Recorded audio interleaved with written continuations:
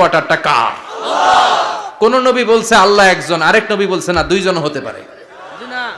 কোন নবী বলেছে আখিরাত আছে, আরেক নবী আয়েশা বলছেন নাও থাকতে পারে। এরকম কইছে? কারণ কবিদের মতো ওনারা মাথায় যা আসে পাগলের মতো তাই বলে না, তাদের মাথায় কথা আসে একটা হেডকোয়ার্টার থেকে। চিল্লায় বলেন হেডকোয়ার্টারটা কার? আল্লাহ বললেন উসওয়ায়ে হাসানা, বিশ্ব নবী তোমাদের জন্য আদর্শ, সাইয়েদনা ইব্রাহিম আদর্শ। তার মানে আদর্শিক দিক থেকে দুই নবীর মিল আছে না নাই? আছে। 3 নাম্বার, দুইজন নবী উলুল আজমি মিনার রুসুল। এই পৃথিবীতে 5 জন নবীকে আল্লাহ শ্রেষ্ঠ নবী বলেছেন। সুবহানাল্লাহ। নূহ আলাইহিস সালাম, ইব্রাহিম আলাইহিস সালাম, মূসা আলাইহিস সালাম, ঈসা আলাইহিস সালাম, বিশ্বনবী মুহাম্মদ রাসূলুল্লাহ সাল্লাল্লাহু আলাইহি ওয়াসাল্লাম। এই 5 জনের ভিতরে বাপ বেটা আছে না নাই?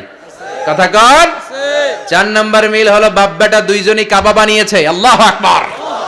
সাইয়েদনা ইব্রাহিম বানিয়েছে বয়স্ক অবস্থায়, বিশ্বনবী বানিয়েছেন শৈশবকালে। পড়েন সুবহানাল্লাহ। বিশ্বনবীর বয়স মাত্র 10 বছর।